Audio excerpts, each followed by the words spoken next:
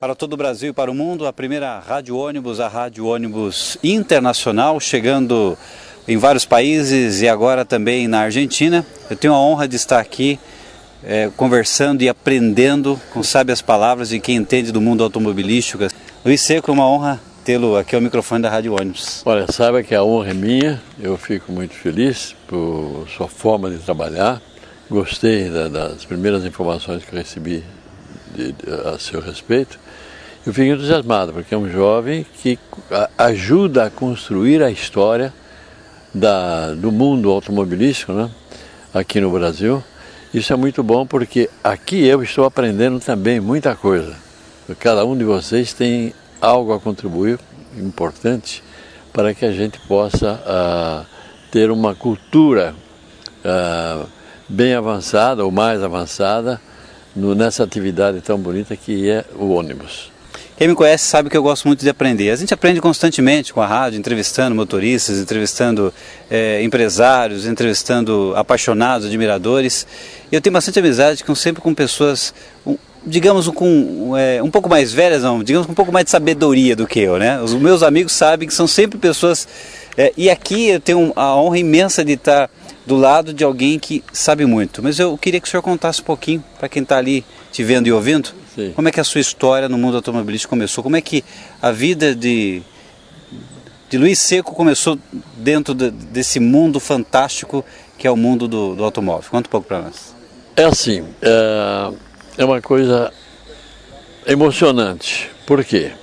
Eu, como jovem, quando bem jovem, criança, eu gostava muito de futebol, como todo ser humano masculino. Como todo brasileiro também, né? Justamente.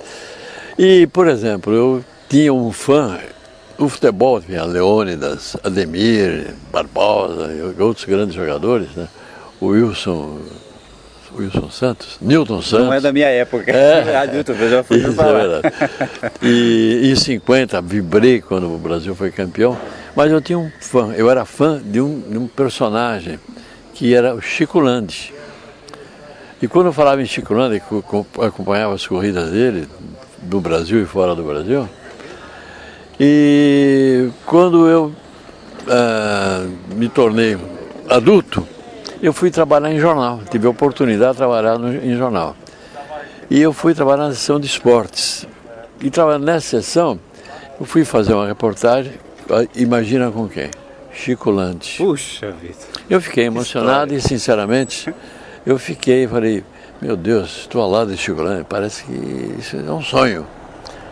Bom, então eu passei,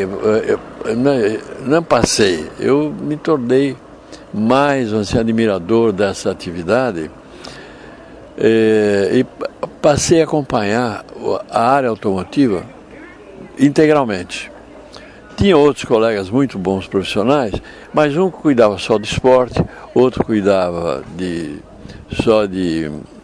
da fábrica em si, noticiário das fábricas, outro só de teste de carro, e eu passei a fazer tudo. Então eu comprava corridas, ia para as fábricas, passava a fazer avaliação de automóveis, sem conhecer nada, aprendendo ali.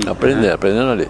Então foi um aprendizado ao longo dos anos, numa luta, num campo de batalha. E foi muito bom, eu me realizei pessoalmente, aprendi muito, continuo aprendendo. Eu, sinceramente, não tenho bagagem cultural automotiva, mas eu até hoje aprendo. Estou sempre aprendendo, como hoje aqui na Metra, que nós estamos fazendo essa visita, essa garagem aberta à Metra, que é uma oportunidade fantástica. Eu estou conhecendo um grupo de profissionais que contribuem para que todo mundo tenha informações detalhadas a respeito do ônibus. E aí eu trabalhei, acompanhei a carreira de vários pilotos, Emerson Fittipaldi, eu dei apoio para ele no jornal, desde que ele foi para a Fórmula Ford no exterior. Participei da inauguração de vários autódromos, ou seja, eu fazia de tudo. Testava, como eu falei, testava carros, ia para as fábricas para fazer reportagem. Eu não ficava só num segmento, era em geral. Falava de carros, falava de ônibus, falava de motos, de uma maneira mais, não tão intensa, mas eu fazia tudo. E eu acumulei, então, vamos dizer assim, uma certa experiência, mas o importante disso tudo é o ser humano. São duas coisas, são os veículos e o ser humano. O senhor fez muita amizade ao longo desse tempo, o senhor saiu de fã para além de fã, era fã, né, mas também o lado profissional, quer dizer, juntou as duas coisas, né? Isso, realmente. O senhor fez muita amizade ao longo desses anos todos? Olha, sinceramente, eu só fiz amizades, porque esse é um patrimônio que o ser humano conquista com muito esforço, muita dedicação, muito amor, muita paixão por essa atividade, que realmente o veículo, ele transmite a você uma força incrível. Olha que eu acompanhei muito a evolução da indústria automobilística brasileira. E meu primeiro trabalho, vamos dizer, de lançamento de um modelo foi em 1968, com o lançamento do Corcel. O Corcel, 68, foi o meu trabalho. O primeiro trabalho. Então, eu acompanhei. Aí depois deixei o jornal, fui convidado para trabalhar na Ford e eu participei, ou melhor, eu organizei a apresentação aos jornalistas, desde o Maverick com motor de 4 cilindros, depois, que foi um modelo alternativo, porque era época de economia de combustível e de escassez de petróleo, porque era muito caro, né? A primeira crise de petróleo nos anos 70. Então a Ford fez o lançamento do Maverick com motor de 4 cilindros. E então eu tenho uma história, uma participação muito grande nessa atividade. Vamos dizer, lançamento, testes, programas diversos. Meus amigos, nós mudamos o cenário, mas o assunto é o mesmo. Aliás, nós estamos dentro de um ônibus, aprendendo um pouquinho com quem sabe muito da história automobilística. Muita coisa passou, muita coisa viveu, vive até hoje, e a gente está aprendendo com ele. O seu filho, Luiz, me contou, pediu para lhe perguntar sobre uma história do capacete do Chico Landi. Conta, que história é essa? É o seguinte,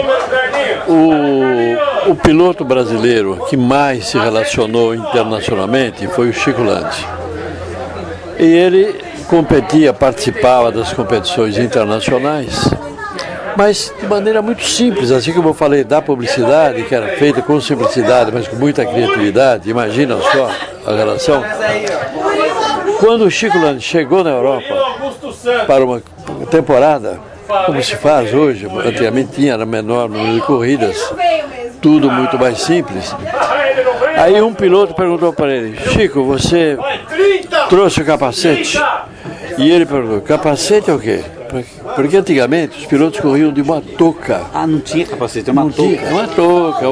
E eles usavam essa touca de maneira sofisticada, de materiais diferentes, um querendo uma mais bonita que a outra. É como hoje o capacete, por exemplo. Sim. Cada piloto tem seu capacete, sim, né? Seu estilo. E nós tivemos um grande artista de capacete aqui no Brasil, que fazia capacetes não só para os brasileiros, para os pilotos internacionais que faziam aqui. Então o Chico Landi falou: mas como? O capacete não tem, eu vou ter minha touca aqui. Ele: não, precisa de capacete, senão você não vai correr. O novo regulamento não permite. E ele ficou desesperado: como onde eu vou comprar um capacete? Não existia para vender. Aí ele comentou com o Cacau, que era o mecânico dele. Veja só, no campo das diferenças, antigamente era o piloto e o mecânico. Não tinha esse aparato de equipe técnica que tem hoje em volta? Não tinha nada. Tinha o mecânico que fazia, porque levava o carro e levava o mecânico para cuidar do carro para fazer funcionar. Fazer funcionar, realmente. Hoje, por exemplo, você não fala com o piloto, a menos que você já tem amizade por ele, uma relação muito íntima, você não fala. Tem o assessor de imprensa, o empresário, é que com eles que você vai ter que conversar para conseguir um contato. Antigamente não, você falava com ele como um amigo muito íntimo. Ele, ao discutir com Cacau, que era o mecânico, essa necessidade de capacete, o Cacau falou para ele, não, Chico, eu vou correr atrás disso, vou tentar resolver o problema. Sabe o que ele fez?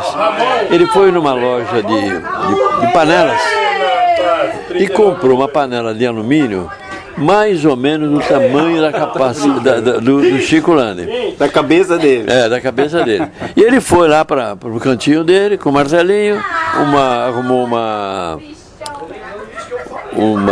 essa peça que onde se apoia para moldar, que eu esqueço o nome dele, nem sei mais dessa peça.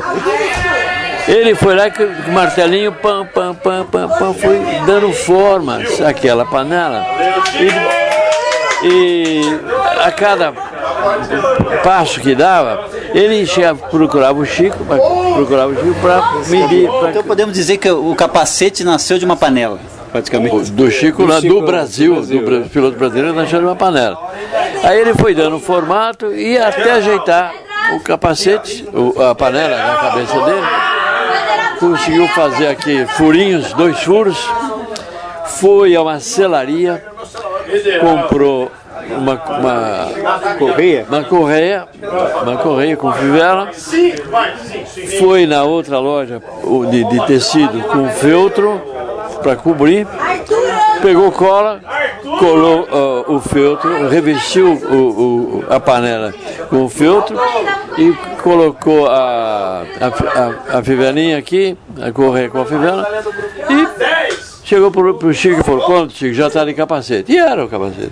E ele correu assim? Correu assim, passou a correr assim. Imagina, quer dizer, o capacete surgiu de uma panela. Imagina hoje. É uma história que a gente tem, contada por ele, não por ninguém. Eu esperava de tudo, mas essa sinceramente eu não esperava. Gente, eu estou aqui conversando com uma pessoa fantástica, aprendendo muito com ele, né? De um nome incrível nessa área, né, da automobilística, fazendo toda esse momento importante, né, entre a fabricante, né, e nos dando uma aula aqui, né. Agora preciso perguntar para ele, que eu pergunto sempre para os amigos ouvintes, empresários e quem já conhece o nosso trabalho. O que o senhor acha de uma rádio que valoriza o setor de transporte e o ônibus como um todo? Desde o motorista, empresário, viajante, passageiro, admirador, o que o senhor acha da rádio ônibus? Olha, eu achei, o rádio, na minha opinião, ele é um instrumento de comunicação, na minha opinião, fantástico e importante demais para a comunicação, para prestação de serviços. Eu posso me permitir contar uma pequena história. Eu já estava fora da minha atividade profissional e um dia, ao visitar um cliente, no retorno para meu escritório, eu não quis, eu curto rádio com notícias, principalmente notícia e música. Mas aquele dia eu falei, hoje eu não quero notícia, eu quero música. E procurando o carro que eu tinha na época, não tinha os recursos do rádio que eu tenho hoje no automóvel. Eu procurei em FM uma música que me agradasse. Fui pesquisando, até que eu parei, conheci a voz do locutor. Eu falei, eu conheço a voz. Esperei um pouquinho, bom, aí eu matei. Era o Milton Parron da Bandeirantes. Milton Parron. Aquele programa Ciranda da Cidade. Era uma sexta-feira. E eu gostei da conversa, da apresentação, que eu sou admirador do Parron. Eu também. Bom, aí eu fiquei ouvindo o programa. Era uma senhora. É um programa que o Parron chamava um advogado, uma pessoa experiente, autorizada, e eram perguntas por telefone, diretamente para o convidado do Milton Parron. Aí era uma mulher que ela explicou como ela tinha câncer de mama, ela podia comprar um carro com isenção de impostos. E ela reclamava que não havia feito o pedido e não havia recebido o carro. Aí o o advogado falou, que carro a senhora está encomendando? É um Ford. Ele falou, pô, a Ford é uma marca importante, a senhora vai receber, uma empresa muito séria, vai atendê-la. O que eu fiz? Não tinha ninguém da Ford ouvindo o programa, eu estava ouvindo. A não ser o senhor. Não, eu liguei para a Ford, na área de imprensa, e falei com eles. Meus amigos, tem um programa tal, agora, Ciranda da Cidade, ligue para lá, urgente.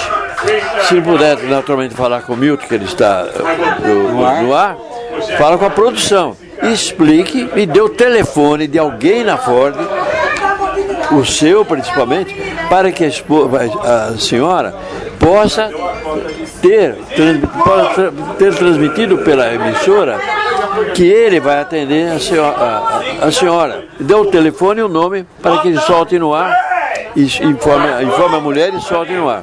E assim foi feito. Agora imagina, compare isso com uma outra meio de comunicação, um jornal, por exemplo, até ser impresso, até chegar, demora. A velocidade do rádio ajudou e a sua intuição, talvez, de procurar uma rádio diferente naquele momento, acabou caindo. Então, vê a importância do rádio como meio de comunicação para isso. Então uma rádio que fala de ônibus é bem-vinda. Imagina, claro, você imagina o serviço que pode prestar ao segmento de ônibus, não é? Além de outros também, mas no ônibus, que é o nosso caso hoje, imagina a prestação de serviço, né? A transmissão de informações que uma velocidade incrível, é na hora, é instantâneo. E hoje o rádio tem vídeo também, além do áudio, o pessoal está nos ouvindo aqui em tempo rápido, mas também está nos vendo aqui, é uma honra tê-lo aqui, quero agradecer as palavras, a sabedoria, a gente podia ficar horas aí conversando e aprender um pouco mais, mas foi uma honra estar conosco aqui falando no microfone da Rádio hoje, obrigado. Eu agradeço, quero dizer, a honra é minha, eu fico muito feliz, e de conhecer ainda mais o meio de comunicação rádio, e agora com o vídeo, né? Que é fantástico, imagina essa união em termos de prestação de serviço inigualável. Exatamente. Parabéns.